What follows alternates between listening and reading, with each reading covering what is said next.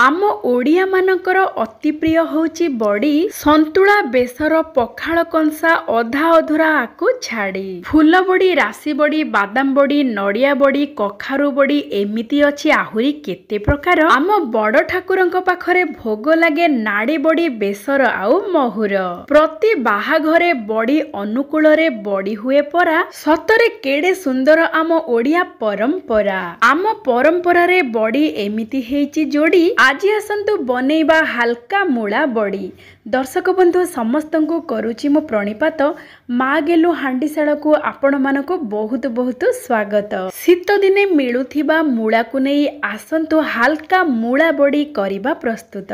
दर्शक बंधु आज आमे प्रस्तुत करिबा मूला बड़ी पूरा पूरी जबरदस्त स्वाद रहिबो। आपण माने बेसर संतुला एमिति कि बड़ी चूरा करिकि मध्य खाई परिबे। आउ प्रस्तुति प्रणाली अति सहज। तेबे आसंतु प्रस्तुति आरंभ करिबा।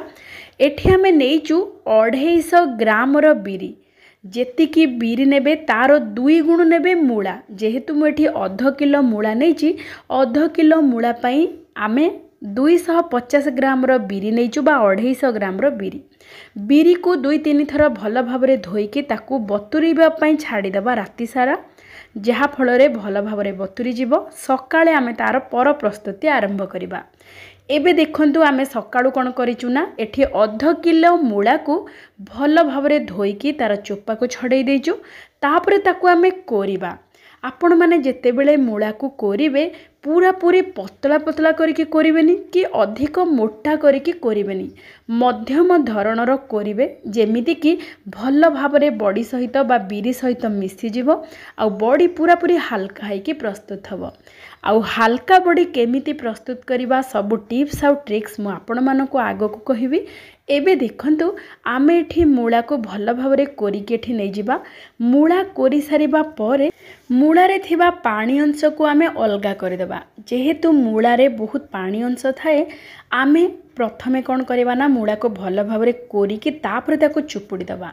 देखंतु एठी आमे जो मूला को कोरिचु पूरा पूरी गुंड करिके कोरिनु कि मोटा मोटा करिके कोरिनु टिके मध्यम धरणर एमिति कोरिबे। कोरी सारिबा परे एमिति गोटे सूता कपड़ाटे नै जिवे। सूता कपड़ा रे एई मूला कोरा सबु को देकी भल भाबरे चुपुड़ीबे।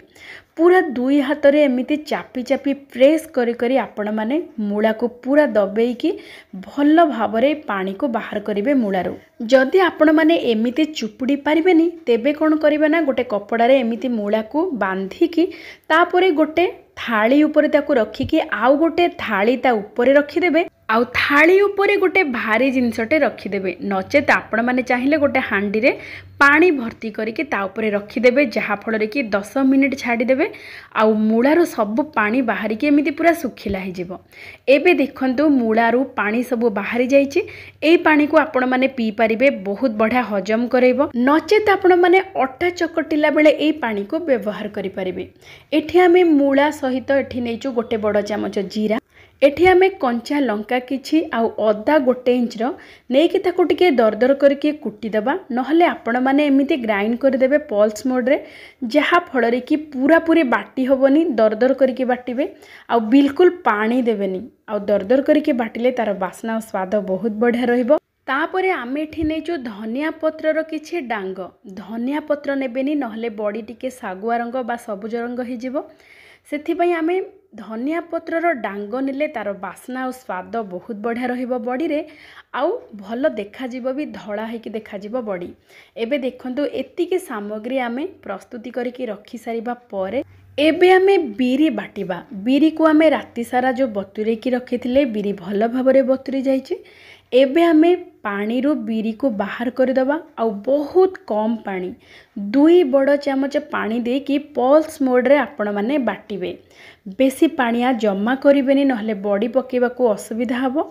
एबे देखंतु 2 बड़ चामच किंबा 3 बड़ चामच पानी दे कि पूरा पूरी चिकन करिके आपण माने बाटी देबे। एबे आमे भल भाबरे चिकन करिके बिरी को बाटी देइचु।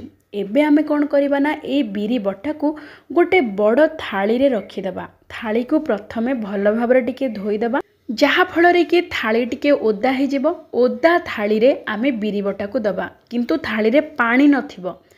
ओदा थिबो थाली पानी नथिबो। एमिति आमे थाली नहीं कि ता भितरे देदेबा ई बिरी बटा को आउ भल भाव फेंटिबा पई गोटे ट्रिक्स होची आपण माने जेतिकी लूण स्वाद अनुसार एठी देदेबे। लूण द्वारा जदि आपण माने फेणिबे बहुत शीघ्र बिरी फेणी हे जिवो। आपण मानको 10-15 मिनिट आउ फेणिबाकू पड़िबनी, मात्र 5 मिनिट भितरे एई बिरी भल भाव फेणी हे कि पूरा 2 गुण हे जिवो आउ रंग पूरा पूरी धला हे जिवो। आपण माने जेते बेले बड़ी पारिबे सेते बेले बिरी जो फेंटिबा पई टिके लूण पकई देबे आउ तापरे फेंटिबे, देखिबे बहुत शीघ्र प्रस्तुत हे जिवो फेणी हे कि। एठी देखंतु 5 मिनिट परे बिरी भल भाव फेणी हे गलानी, पूरा पूरी हल्का हे गलानी। भल भाव फेणी सारिबा परे आपण माने बड़ी पकेबे, नचेत बड़ी टाण हबो। एमिति आपण माने लूण पकेकी 5 मिनिट भल भाव गोटे डायरेक्शन रे आपण माने भल भाव फेंटिबे। फेंटी सारिबा परे आपण माने चाहिबे जदि चेक करिबा पई गोटे गिनारे टिके पानी नेबे आउ एई बैटर टिके पकई देबे। देखिबे जदि भल भाव ऊपर भासुथिबो ताहले जानिबे बड़ी पूरा पूरी हल्का हबो। एबे देखंतु भल भाव आमे फेंटी सारिबा परे आमे जो आगरु प्रस्तुत करिके रखिथिले मूला कोरा पानी छड़ेकी ता सहित कंचा लंका अदा छेचा ता सहित गोटे बड़ चामच जीरा भल बास्ना पाई ए सबु देकी भल भाव आउ टिके मिसई देबा। आपण माने चाहिए राशि मध्य पकई परिबे, बहुत बढ़िया स्वाद आउ बास्ना रहिबो। एबे देखंतु ए सबु देई सारिबा परे आउ थरे आमे भल भाव मिसई देबा। एबे हमर प्रस्तुत हो जाइए घोड़ बड़ी पाई मूलार बड़ी। एबे आमे कौन करिबा ना बहुत कम समय रे अति सहजरे केमिति बड़ी पारिबा देखंतु। आमे हाथ रे बड़ी पारिला बेले बहुत समय लगे, तापरे बारंबार हाथ को ओदा करने को पड़े जहा फल रे कि बड़ीर घोड़ टिके पानिया हो जाए। किंतु आज आमे बहुत कम समय रे अति सहजरे बड़ी पारिबा केमिति देखंतु।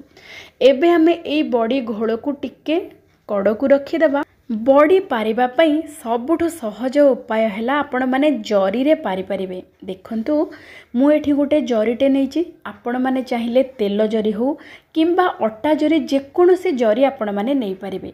एमिति जरी भितरे गोटे कड़ को बा कण को करिकि आपण माने सबु घोड़ को ए जरी भितरे दे देबे। धीरे करिकि जेमिति कोन परी करिकि आपण माने सबु आण को ता भितरे दे देबे। एमिति देई सारिबा परे तापरे आपण माने बड़ी पारिबे। देखंतु एमिति गोटे कण को करिकि पूरा चापिकी ऊपर धरिबे जहा फल रे कि घोड़ बा आण बाहर को बाहरिबनी। ये तो गला सबुठु सहज उपाय रे आमे केमिति बड़ी पारिबा। किंतु कोथिरे आपण माने पारिबे सबुठु सहज आ सबुठु सुविधा रे आमे जरी रे जदी बड़ी पारिबा बहुत सहज रे छाड़ी जीवो बड़ी। आपण माने साधारणतः टीण रे हो किंबा कपड़ा रे हो पारि थांती बड़ी, ताकू छड़ेइबा को पड़ी थाए। किंतु आपण माने एमिति जदी जरी रे पारिबे बिल्कुल छड़ेइबा को पड़िबोनी। सुखी गला परे निजे सतप्रवृत भाव रे बड़ी बाहरी जीवो एई जरीरु। एबे आमे जरी को काटिकी नहीं जाइचु। आ देखंतु आमे जो बड़ी को रखिथिले जरी भितरे आउ गोटे कड़ को रखिथिले कण को, से कण को कइंच रे काटिदबा आउ छोटो छोटो बड़ी पारिबा। जदि आपण माने टिके बड़ आकार रे बड़ी पारिबा को चाहुथांती ताहाले कइंच रे टिके बड़ करिकि काटि देबे, बेसी भी बड़ करिकि काटिबेनी। एमिति छोटो छोटो बड़ी पारिबा को सुंदर देखा जिवो बड़ी, ता सहित शीघ्र मध्य सुखी जिवो। आउ खरा टाण हेले आपण माने बड़ी पकेबे, बड़ी पूरा पूरी धड़ा हेकी प्रस्तुत हबो। देखंतु गेलु मध्य चक्का पकई देछि बड़ी पारिबा पई, खूब आनंद रे बड़ी पारुची, ताको भारी मजा लागे बड़ी पारिबा पई। एबे देखंतु आमे सबु बड़ी को एठी पारि देइचु। मात्र 2 दिन टाण खरारे को रखी देबे एमिति। तापरे स्वतःप्रवृत्त भाव में ये जरीरु बड़ी सबू खसीज बा छाड़ी जीव। आपण मानक बिल्कुल हाथ भी लगेबा को पड़िबनी। देखंतु एठी हमर बड़ी प्रस्तुत हो जाइए, पूरा पूरी हल्का बड़ी मूला बड़ी। आपण माने एमिति मूला बड़ी प्रस्तुत करंतु। एई बड़ी को आपण माने संतुलारे मध्य पकई पारिबे, बहुत बढ़िया बास्ना हबो मूलार बास्ना। जदि आपण मानको मूला पसंद ताले एई बड़ी आपण को बहुत बढ़िया लागिबो। आउ आपण माने जेकोसी राई प्रस्तुत करंतु किंबा बेसर प्रस्तुत करंतु, एई बड़ी को भाजी की पकेबे, बहुत स्वादयुक्त होइकी प्रस्तुत हबो। देखंतु बड़ी केते हल्का हेची। जेहेतु शीत दिन सरीगला परे मूला आउ मिलबनी मूलार बास्ना यही बड़ी रे थिबो। आपण माने मूला जदि भल पाउथिबे खाइबा पई मूला संतुलारे पकेकी आपण माने भी बेले बेले खांती किंबा मूला बेसर रे पकेले मध्य बहुत बढ़िया लगे। मूला न हेले भी आपण माने एई मूला बड़ी को जदि प्रस्तुत करिकि व्यंजन रे प्रस्तुत करिवे मिसेइबे बहुत स्वादयुक्त और बास्नायुक्त होइकि प्रस्तुत हबो एई बड़ी। ता सहित आपण माने बड़ी चूरा मध्य प्रस्तुत करि परिबे। गरम गरम तेल रे बड़ी को छाणी देबे। तापर किछि बादाम मध्य छाणी देबे। रसुण कंचा लंका छेचिकी लूण टिके देकी पियाज टिके छेचिकी मिसेकी खाइबे बेस स्वादिया लागिबो। बहुत बढ़िया मूलार बास्ना मध्य आसीबो आ पूरा पूरी क्रिस्पी हेकी प्रस्तुत हबो एई बड़ी। एबे देखंतु केते सुंदर देखा जाउची एई बड़ी। आपण माने मध्य एमिति मूला बड़ी प्रस्तुत करंतु 3-4 मास पर्यंत स्टोर करके रखंतु आ खांतु। आजिर प्रस्तुति आपण मानको केमिति लागिची विनम्रतार सहित अनुरोध निश्चय जणेबे। आपण मानकर मतामत अपेक्षारे मु रहिली। तेबे आजि पई एतिकी पुणी देखा हेबा आउ गोटे चलचित्र रे आउ गोटे व्यंजन सहित। जय जय जगन्नाथ।